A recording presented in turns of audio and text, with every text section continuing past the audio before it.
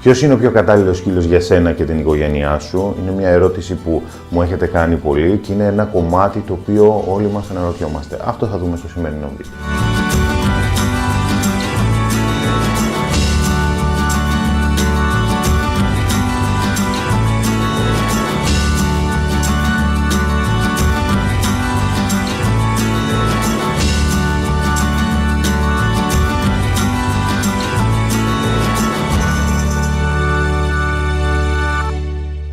Γεια σας φίλες και φίλοι, καλώς ήρθατε στο κανάλι του Μίλα στο σκύλο σου, όπου πρώτη μας προτεραιότητα είναι να σας ενημερώσουμε όσο πιο σωστά και αξιόπιστα μπορούμε για τον καλύτερό μας φίλο, το σκύλο.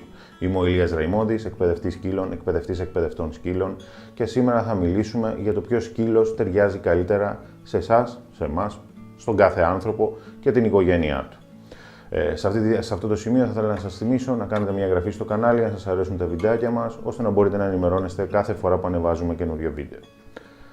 Γενικότερα, πολλοί κόσμος μου κάνει αυτή την ερώτηση. Ποιος είναι ο πιο κατάλληλος σκύλος, ποιος σκύλος εκπαιδεύεται πιο εύκολα, ποιο σκύλο να διαλέξω? Δεν είναι τόσο απλά τα πράγματα. Το ποιο σκύλο θα πάρει κάποιος εξαρτάται από τον χαρακτήρα του, εξαρτάται από την οικονομική του κατάσταση, εξαρτάται από την καθημερινότητά του. Κάποια πράγματα τα οποία πρέπει να τσεκάρουμε είναι τι χρήματα μπορούμε να προσφέρουμε για το σκύλο. Δεν εννοώ για να αγοράσουμε το σκύλο, εννοώ ότι ο σκύλος έχει κάποια έξοδα. Πρέπει να τα υπολογίσουμε και να δούμε οικονομικά βγαίνουμε για να έχουμε αυτόν το σκύλο. Αν δεν βγαίνουμε, ίσως πρέπει να το σκεφτούμε ή να ψάξουμε να βρούμε κάποια λύση. Και το δεύτερο κομμάτι που πρέπει να υπολογίσουμε είναι τι χρόνο απαιτεί αυτός ο σκύλος. Και όσον αφορά τα χρήματα και όσον αφορά το χρόνο, πρέπει να τα έχουμε υπόψη μας ότι αυτά θα πρέπει να τα προσφέρουμε για μεγάλο χρονικό διάστημα. Μπορεί εμείς αυτή τη στιγμή να είμαστε διατεθειμένοι και να πούμε ότι εγώ μπορώ να προσφέρω 200 ευρώ το μήνα για το σκύλο μου και επίσης μπορώ να του προσφέρω και 5 ώρες την ημέρα, αλλά αυτό είναι κάτι το οποίο μπορούμε να το προσφέρουμε τώρα, για την επόμενη εβδομάδα, ίσως για τον επόμενο 1, 2, 3, 5 μήνες. Τι θα γίνει όμως αργότερα, όταν ο σκύλος μεγαλώσει, εμείς θα κάνουμε οικογένεια και ξαφνικά δεν θα μπορούμε να του προσφέρουμε όλα αυτά τα πράγματα? Το έχουμε σκεφτεί αυτό? Έχουμε κάποιες εναλλακτικές? Έχουμε βάλει τον εαυτό μας κάτω και να πούμε «ΟΚ, εγώ θα πάρω ένα σκύλο ο οποίος τρώει πολύ, χρειάζεται αρκετά φάρμακα, χρειάζεται κάποιες εξετάσεις να του κάνω κάθε χρόνο, μέσος όρος βγαίνει ένα ποσό 1.500, 2.000, 3.000, εξαρτάται από το σκύλο το χρόνο. Μπορώ εγώ αυτό να το προσφέρω για τα επόμενα 10-15 χρόνια? Εάν δεν μπορώ να το προσφέρω, υπάρχει κάποιος ο οποίος μπορεί να με βοηθήσει για να το καλύψουμε? Θεωρώ ότι είναι ΟΚ? Γίνεται να γίνει σωστά και οργανωμένα? Δυστυχώς στη σημερινή εποχή οι περισσότεροι διαλέγουμε το σκύλο βάσει της δημοτικότητάς του, αν θα έχουμε επηρεαστεί από κάποια σειρά ή από κάποια ταινία, όπως έγινε με τα Husky αυτή την εποχή. Όλος ο κόσμος επηρεασμένος από το Game of Thrones αρχίζει και παίρνει Husky και μετά από λίγο καταλήγει να παιδεύεται ή καταλήγουν τα Husky να είναι κλεισμένα τα κακόμοιρα στον κήπο και να μην ασχολείται κανείς μαζί του. Προσέξτε. Δεν λέω ότι οποιοσδήποτε πάρει ένα τέτοιο σκύλο θα έχει προβλήματα και δεν θα του προσφέρει αυτά τα οποία χρειάζεται. Αυτό που λέω είναι ότι πρέπει να ξέρουμε τι σκύλο παίρνουμε, τι ανάγκες έχει και αν μπορούμε εμείς τώρα και για τα επόμενα 10-15 χρόνια να ανταπεξέλθουμε σε αυτές τις ανάγκες. Ένα άλλο κομμάτι επίσης είναι τι απαιτήσεις έχει ο σκύλος από εμάς και την οικογένεια. Μπορεί να σας φαίνεται λίγο περίεργο, αλλά ο σκύλος έχει ανάγκη να πάει βόλτα, έχει ανάγκη να κάψει ενέργεια, έχει ανάγκη να τρέξει, έχει ανάγκη να εξερευνήσει.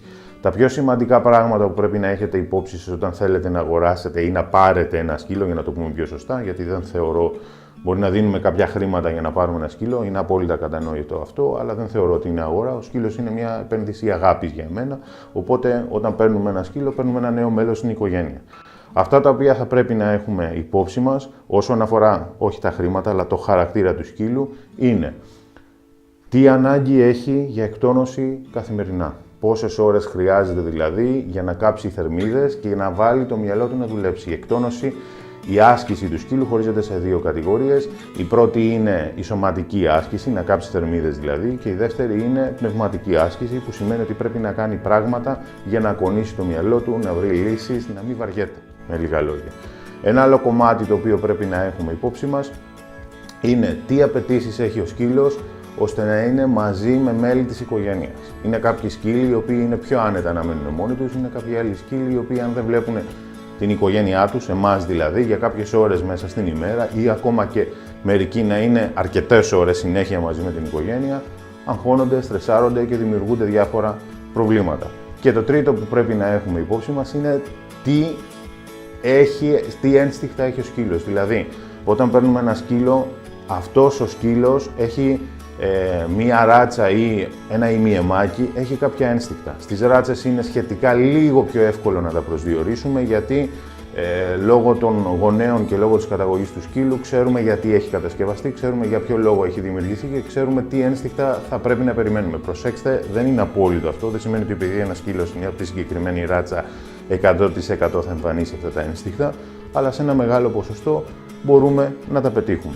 Οπότε, αν ξέρουμε ότι αυτός ο σκύλος έχει πολύ έντονα ένστικτα κυνηγιού, πολύ έντονα ένστικτα φύλαξης, πολύ έντονα ένστικτα μάχης, δεν σημαίνει ότι είναι κακός ή καλός σκύλος, σημαίνει ότι ο ιδιοκτήτης πρέπει να το γνωρίζει και προκαταβολικά να έχει υπόψη του τι πρέπει να κάνει, ώστε αυτός ο σκύλος να μεγαλώσει και να είναι ισορροπημένος και να ξέρει πώς να ζήσει μέσα στον κόσμο το δικό μας, ώστε να μην δημιουργηθούν προβλήματα στην οικογένεια που τον έχει και κατά κύριο λόγο στον ίδιο το σκύλο.